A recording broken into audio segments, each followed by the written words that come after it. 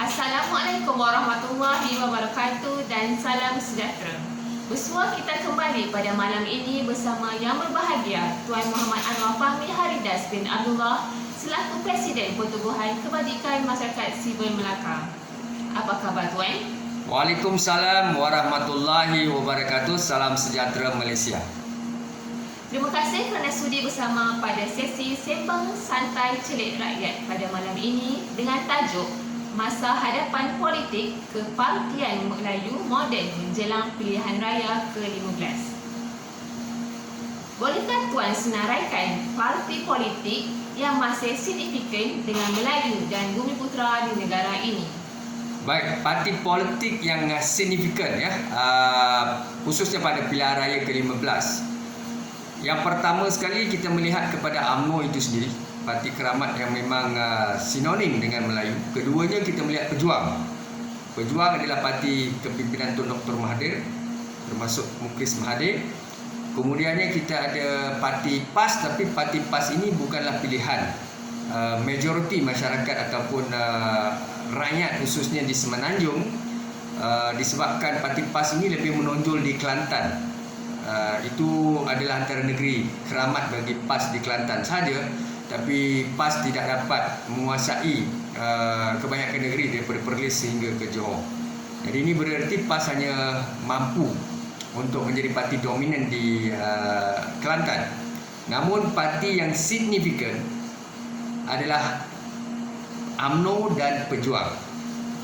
Tapi Sabah Sarawak ini itu parti negeri berkaitan lah, parti peribumi di Sabah Sarawak. Seperti di Sarawak kita ada GPS, dan kemungkinan Sabah parti yang menonjol pada pihak RU15 adalah Warisan. Itu pandangan saya.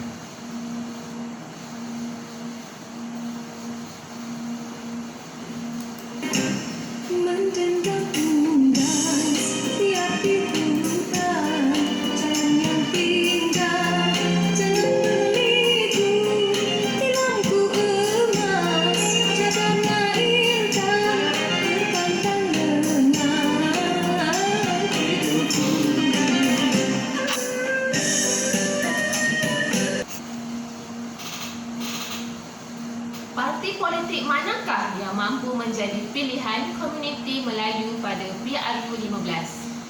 Pada pilihan raya ke-15 kita melihat parti politik yang dominan ini, persoalannya siapakah atau antara parti politik manakah yang kita lihat lebih signifikan. Yang pertama seperti saya sebut tadi, parti politik yang masih lagi relevan untuk masyarakat Melayu Bumiputera khususnya Semenanjung adalah UMNO dan Pejuang. Tapi bukan PAS. PAS ini di Kelantan, dia tidak dapat memainkan peranan di seluruh negeri. Namun masalah sekarang ini adalah integrity, accountability wakil rakyat dalam kalangan parti politik yang akan bertanding dalam pilihan raya ke-15. Kalau kita melihat kepada parti politik UMNO dan juga Pejuang,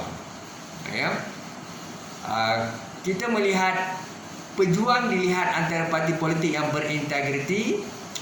Kemungkinan besar Tun Dr. Mahathir dan barisan kepimpinan Pejuang khususnya Datuk Seri Utama Mukris Mahathir dan juga pemimpin yang ada dalam Pejuang, mereka akan mencongkil, menarik ataupun mencari dalam kalangan pemuda-pemuda atau golongan entrepreneur, businessman, profesor pencen, penjawat pencen, yang mereka yang mempunyai mungkin golongan profesional, mereka yang bergelar doktor, lawyer, mungkin pensyarah, profesor, think tank, opinion leader.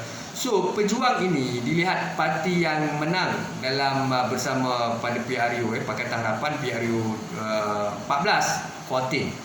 Saya melihat UMNO bermasalah sekarang ini, walaupun itu parti keramat. UMNO ini parti keramat, parti yang memang sinonim daripada dahulu dengan Melayu.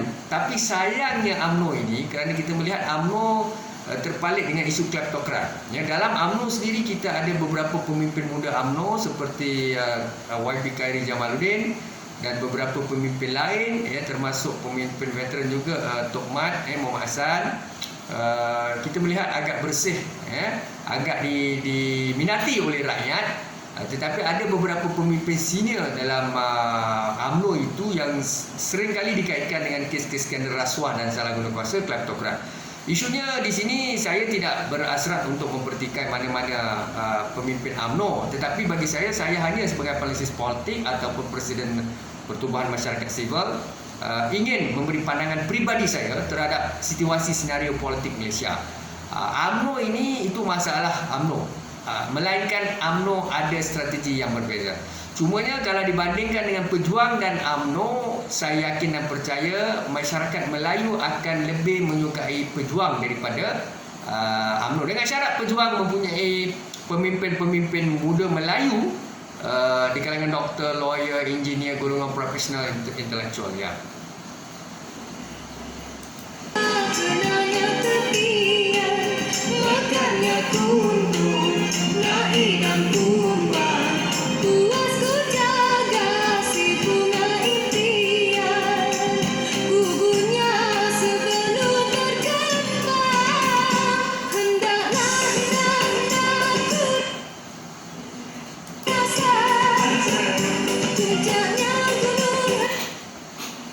Bagaimana Tuan melihat parti PKR bukankah dipimpini oleh Datuk Seri Anwar Ibrahim, seorang pemimpin berketurunan Melayu? Mengapa beliau tidak akan mampu meraih undi majoriti Bumiputera Melayu? Baik, persoalan berkaitan dengan kredibiliti Datuk Seri Anwar sebagai pemimpin Melayu, ya, kita melihat Anwar Ibrahim memanglah antara pemimpin, ya, yang berkarisma. Namun persoalan di sini, ya, soalan ditanya pada saya, adakah PKR boleh sepatutnya memenangi hati pengundi Melayu? Bagi saya persoalan utama dalam PKR itu sendiri adalah isu. PKR bukan parti, ya, kita perlu faham, parti Bumiputera Solid, ya. Dia bukan parti seperti UMNO. UMNO ini dia tidak menerima di kalangan bangsa bukan Melayu. Jadi UMNO ini dia dominan dengan Bumiputera Melayu. Begitu juga Pejuang, belum lagi izinkan saya menggunakan istilah dicemari ataupun disebut sebagai parti politik yang mengambil, ya, mengalu-alukan. Mungkin mereka ada kuasa ataupun strategi berbeza berkaitan dengan penerimaan bangsa lain, ya, dalam Pejuang, ya. Dan Pejuang saya dipahamkan mengutamakan Bumiputera Melayu. Tetapi sekiranya mereka Pejuang ini mengambil parti seperti parti lain, ya, mengambil PAS ini, dia walaupun saya sebut parti itu parti di Kelantan, jago di Kelantan, tetapi mereka masih memberi peluang kepada bukan Melayu untuk bersama menjadi ahli dalam PAS. Ada ramai ahli India, ya, daripada masyarakat India dan mungkin akan datang Cina. Jadi apapun bagi saya melihat di sini bahawa masalah utama Datuk Seri Anwar atau PKR adalah isunya parti PKR ini adalah parti bukan parti solid memperjuangkan Bumiputera Melayu, kerana asas penubuhan PKR itu untuk semua kaum, membawa reformasi kepada pelbagai kaum, etnik dan demografi, dan juga memperkasakan semua bangsa Melayu, Cina, India, Sabah, Sarawak, Karazan, Portugis asli. Itu agenda PKR, ya.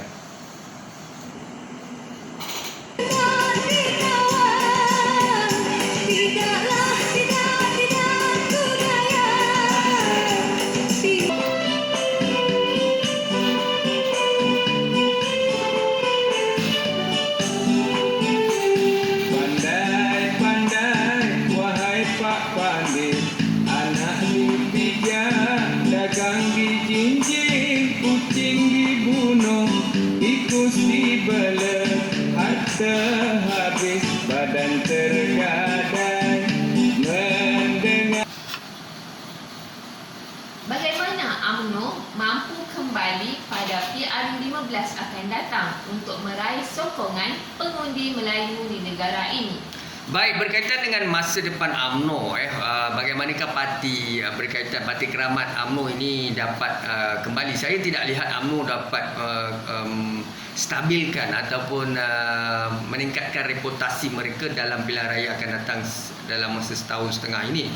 Agak mustahil untuk UMNO kerana kebanyakan pemimpin utama mereka sedang diheret ke mahkamah, dan kes-kes ini walaupun sebenarnya belum ada lagi prima facie ataupun dijatuhkan hukuman dan diheret ke mahkamah, disebutnya dipenjarakan ya, sekiranya ada prima facie, tetapi kes-kes skandal mereka ini sangat tragis, dan kes-kes ini sebenarnya antara kes-kes yang telah menjejaskan imej parti itu. Jadi untuk memperkasakan UMNO ini kita masih ada ruang, tetapi bukan sekarang ya. Apa yang sepatutnya dilakukan adalah pemimpin UMNO yang veteran ini ataupun mereka-mereka yang mempunyai skandal perlu mengundurkan diri ya, dan memberi laluan kepada muka-muka baru seperti Khairi Jamaluddin, Muhammad Hassan ya, ataupun Datuk Seri Muhammad Hassan ya, dan ramai lagi lah pemimpin-pemimpin ya. Tetapi UMNO ini kita melihat dahulunya ya, UMNO memang parti keramat memperjuangkan masyarakat Melayu dan antara parti tunjang dalam Barisan Nasional. Masalah pemimpin wakil rakyat UMNO dulu memang kita melihat mereka bersungguh-sungguh lah, semangat motivasi mereka untuk memperjuangkan isu rakyat, kebajikan, pelbagai isu ya. Mereka tidak terjebak dalam kes rasuah, salah guna kuasa ataupun mengumpul harta kekayaan, tender projek. Tetapi saya agak bimbang ya, kenyataan daripada Pak Lah ya, Tun Abdullah Ahmad Badawi, kemudiannya Tun Dr. Mahathir, ucapan-ucapan mereka, dan saya melihat trend pemimpin UMNO ini, termasuklah pemimpin muda dan sebagainya. Saya dipahamkan, saya mendengar ceramah-ceramah pemimpin veteran UMNO, kebanyakan pemimpin, saya sendiri pun ada pengalaman lah ya, bersama dengan pemimpin-pemimpin UMNO ini, dan saya pernah bersama mereka dan dalam parti itu dahulu. Saya melihat ada trend untuk mengejar tender projek ya, ada nak mencari kekayaan ya, sekelip mata. Ini bukan fitnah, bukan al-fitnatul asyadu min khat, tetapi isunya adalah inilah realiti yang disebut oleh Pak Lah, Tun Abdullah Ahmad Badawi, dan realiti yang disebut oleh Tun Dr. Mahathir dalam ucapan dalam YouTube dan sebagainya. Tun Mahathir menyatakan bahawa kebanyakannya sekarang ini trend pemimpin UMNO, khususnya pemimpin muda dan sebagainya ya, ataupun pemimpin veteran mereka ini ada masalah isu mengumpul harta kekayaan dan sebagainya. Jadi bagi saya untuk memastikan UMNO relevan, UMNO signifikan kepada masyarakat Melayu Bumiputera, saya mengharapkan UMNO dapat segera menukar kepimpinan-kepimpinan pelapis baru yang tidak korup, berintegriti tinggi. Mereka perlu buat branding ya. Ini saya rasa jangan buang masa lah. Kalau kita masih nak kekalkan pemimpin veteran, mereka yang ada skandal, walaupun tidak lekat kesnya di mahkamah, dan rakyat memang tak boleh terima dan percaya apa berlaku pun, kalau kes itu digugurkan dan sebagainya, masyarakat tetap bertanggapan dan mereka tahu apa yang berlaku. Sebab zaman sekarang ni kita tahu separation of power, isu salah guna kuasa dan sebagainya, transparan atau tidak, pihak-pihak apa ni disebut sistem eksekutif, legislatif, judiciary. Jadi apa saja kerajaan lakukan ataupun UMNO lakukan, mereka tetap melihat ini tidak beretika. Kemungkinan undi itu akan pergi kepada pejuang. Sebab itu saya kata, kalau UMNO mahu menerima pengundi Melayu Bumiputera, mereka mesti tolak pemimpin-pemimpin kleptokrat ya, ada skandal rasuah dan sebagainya. Reform dengan pemimpin Melayu yang muda. Ya, itu antara perkara yang saya lihat. Sedang bertelanjang mendengar burung di langit, air tempayan dicurahkan, mulut kena suap pisang, buntut kena jangkut onak, gunting makan. Adakah wakil rakyat daripada parti politik Melayu mampu menguasai kembali kepimpinan negara pada masa hadapan?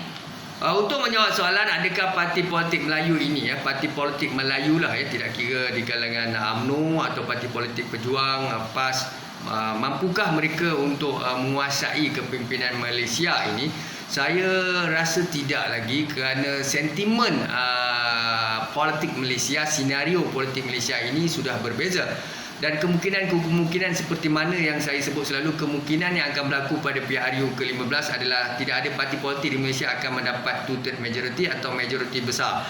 Mereka mungkin akan dapat majority tipis lah seperti 115 kerusi dan sebagainya. Sangat sukar sekarang ini. Dalam keadaan ini parti politik yang telah berpecah di antara Pejuang, kita ada UMNO, kemudiannya kita ada parti PAS Kemungkinan PAS dengan UMNO boleh bersatu tapi Pejuang tidak. So isunya kalau Pejuang, UMNO, PAS boleh bersatu, kemungkinan itu ada sedikit. Tetapi bagi saya trend sekarang kebanyakan masyarakat Melayu juga telah berpecah dari segi pahaman mereka, ideologi mereka, kematangan mereka, dan tekanan juga daripada, walaupun parti PKR ini dia bukannya solid parti Melayu, tetapi tekanan daripada PKR itu ada. Dan kemudiannya kita melihat kecenderungan Parti Bumiputera, kecenderungan Parti Bumiputera di warisan di Sabah dan GPS, ini juga memberi tekanan kepada. Jadi bagi saya kalau nak sebut pada masa akan datang parti seperti UMNO akan kembali menguasai parlimen dan kerajaan atau kabinet, saya rasa sangat sukar. Dan apa yang berlaku sekarang ini sebenarnya kita melihat bagaimana Tuanku Sultan dan Raja-Raja Melayu termasuk istana membantulah mempermudahkan urusan kepimpinan kerajaan supaya politiknya agak stabil dan sebab itu kita melihat sebenarnya ada ruang-ruang di situ dipermudahkan untuk parti-parti, khususnya parti Melayu yang dilihat parti keramat ini tampil untuk membetulkan keadaan. Tetapi bagi saya kalau parti UMNO masih lagi tidak mahu sedar dan mengambil peluang ini untuk menelan dengan pahit dan pemimpin-pemimpin veteran mereka mundurkan diri, menggantikan segera dengan pemimpin-pemimpin muda yang tidak ada masalah skandal rasuah, salah guna kuasa dan integriti, saya percaya mungkinlah masyarakat Bumiputera Melayu boleh menerima. Tetapi untuk menyatakan bahawa parti politik UMNO akan mampu menguasai seperti mungkin 10 tahun sebelum ini, saya tidak yakin perkara itu berlaku.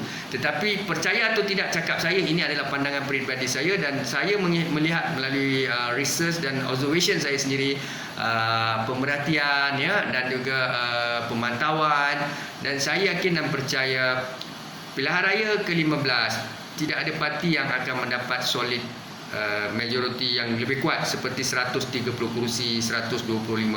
Kemungkinan mereka akan dapat 115, 118. Itu adalah majoriti tipis keadaannya begitulah. Di hujung Wak Pandir juga yang menanggung apa didengar gelagak dagang, gelagak rambutan jantan. Orang berbunga, dia berbunga, orang berbuah tapi dia harap. Baiklah, terima kasih Tuan. Kami doakan yang terbaik untuk Tuan sehingga kita berjumpa lagi pada masa hadapan. Assalamualaikum warahmatullahi wabarakatuh. Waalaikumsalam warahmatullahi wabarakatuh. Kita doa sama-sama mudah-mudahan semua parti politik di Malaysia, tidak kiralah Pakatan Harapan atau Barisan Nasional, saya selalu memberikan pandangan peribadi. Pandangan peribadi saya tidak bias kepada PH ataupun BN. Tolonglah terima sebagai pemimpin yang disebut lestari, pemimpin berjiwa rakyat. Pemimpin yang baik adalah menjadi pendengar yang baik.